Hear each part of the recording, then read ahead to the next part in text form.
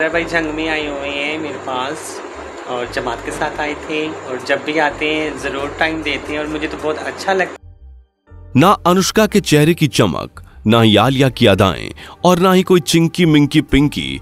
इनकी खूबसूरती के सामने कोई नहीं टिकता। क्या आप जानते हैं ये कौन है? ये है तलाश जां, पाकिस्तान की सबसे खूबसूरत किन्नर। जिस तरह आप इन्हें नहीं जानते, ठीक वैसे ही मेरा यकीन है कि आप किन्नर के बारे में कुछ नहीं जानते। आप ये नहीं जानते कि किन्नर भी दो टाइप के होते हैं, एक महिला किन्नर और एक पुरुष किन्नर। आप ये भी नहीं जानते कि इस दुनिया का सबसे पहला किन्नर कौन था। क्या इनका भी होता है विवाह? इनके देवी देवता कौन होते हैं? क्यों किन्नर बाकियों से ज्यादा दिनों तक रहते हैं जीवित? किन्नरों का आखिर अंतिम संस्कार कैसे होता है? किन्नर समाज से जुड़े ऐसे कई रहस्यमयी सवाल हैं जिसका जवाब इस वीडियो में हम आपको बताने जा रहे हैं, इसलिए बने रहिए हमारे साथ इस वीडियो के एंड तक। लेकिन अभी तक चैनल को सब्सक्राइब नहीं किया तो फटाफट से कर लें। दोस्तों, किन्नर दो टाइप के होते हैं, एक स्त्री किन्नर और दूसरा पुरुष किन्नर।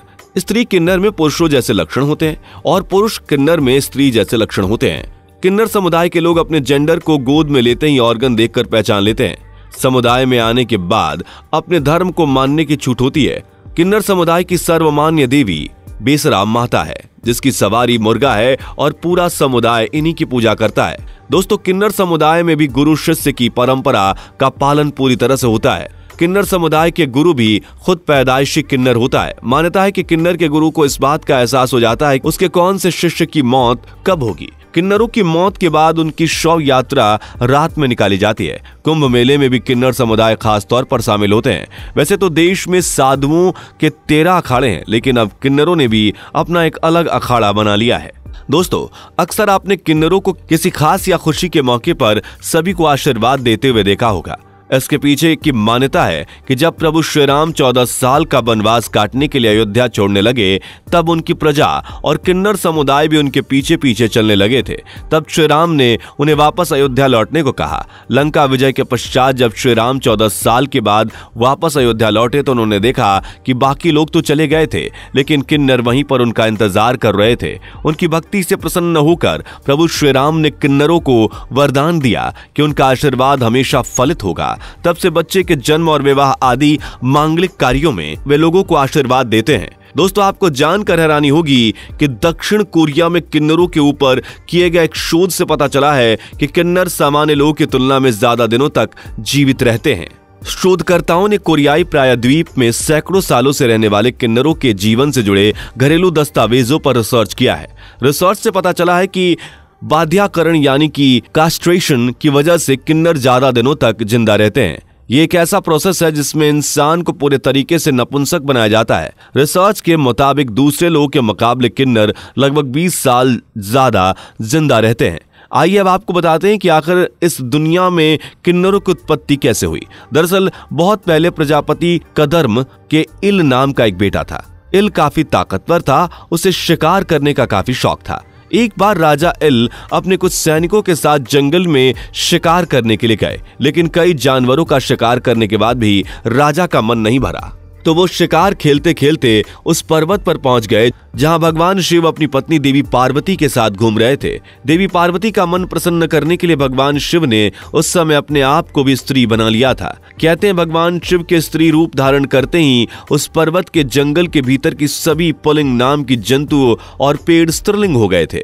इसलिए उस जंगल में शिकार करने गए इल और उनके सारे सैनिक भी स्त्री बन गए। खुद को स्त्री के रूप में देखकर राजा इल को काफी ज्यादा हैरानी हुई।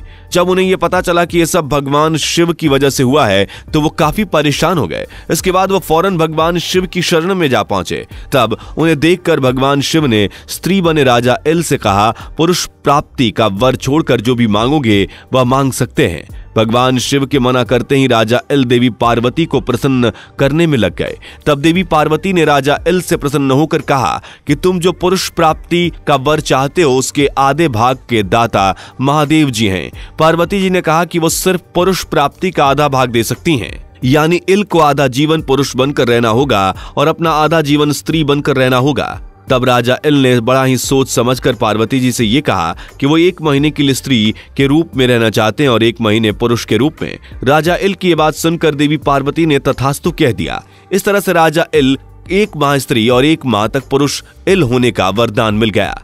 किन्नर समाज में किसी नए सदस्य को शामिल करने के भी नियम है। मसलन किन्नरों के समूह में नए सदस्य को शामिल करने से पहले नाच गाना और सामूहिक भोज होता है। वहीं आम लोगों की तरह किन्नर समाज भी वैवाहिक बंधनों से बनते हैं। किन्नर अपने आराध्य देव अरावन से विवाह करते हैं, लेकिन इनका विवाह मात्र एक दिन के लिए होता है। मान्यता है कि शादी के अगले दिन किन्नरों के अरावन देवता की मौत के साथ ही इनका वैवाहिक जीवन खत्म हो जाता है। इसके अलावा किन्नरों से जुड़े तमाम बातों में लोग आज भी इस बात से अनजान हैं कि आखिर उनका अंतिम संस्कार कैसे और कब होता है। दरअसल किन्नर अपने परिवार के किसी भी सदस्य की मौत के बाद उसका अंतिम संस्कार आधी रात को अंधेरे में करते हैं ताकि कोई उसे देख ना सके। इसके पीछे की मान्यता है कि अगर कोई मृत किन्नर का अंतिम संस्कार देख ले तो अगले जन्म में एक बार फिर से किन्नर के रूप में जन्म लेता है। मृत किन्नर को जलाने के बजाय उसे जमीन में दफनाया जाता है और इससे पहले उसे चप्पलों से पीटा जाता है। मान्यता है कि ऐसा करने से मृतक किन्नर के उस जन्म में किए गए सारे पापों का प्रायश्चित हो जाता है। किसी सदस्य की मौत के बाद किन्नर समाज उसका मातम नहीं मनाता, क्योंकि उसका मानना है कि मृतक किन्नर को नरकीय जीवन से मुक्ति मिल गई। किन्नर बहुचारा माता की पूजा करते हैं और प्रार्थना करते हैं कि अगले जन्म में वह किन्नर के रूप में पैदा ना हो। दोस्तों, आगे बढ़ने से पहले वीडियो को लाइक जरूर कर दें। दोस्तों, जिस तरह से आम लोग अपने घर में बच्चे आने पर जश्न और धूमधाम मनाते हैं, वैसे ही किन्नरों के समाज में भी होता है। जी हाँ, दरअसल बहुत कम लोग जानते हैं कि किन्नर अपने खेमे में आने वाली अपनी नई साथियों का स्वागत बहुत बड़ा जश्न मनाकर करते हैं। केवल इतना ही नहीं, वो उसे सजाते भी हैं और उसके आने की खुशी मनाते हैं। लिहाजा हमें भी इनसे घृणा नहीं करनी चाहिए और हमें जितना हो सके समुदाय की मदद के लिए आगे आना चाहिए, क्योंकि इस दुनिया में ये बहुत खास हैं। तो इसी के साथ इस वीडियो में फिलहाल इतना ही। उम्मीद है कि वीडियो में दी गई जानकारी आपको पसंद आई होगी। इस तरह की टॉपिक्स पर, इस तरह के इंटरेस्टिंग वीडियोस को देखना चाहते हैं तो नीचे कमेंट में यस लिख देना। मिलता है नेक्स्ट वीडियो में। बाय। दोस्तों, आपको स्क्रीन पर 2 और वीडियोस दिखाई दे रही हैं, जिसे देखने के लिए स्क्रीन पर क्लिक करें।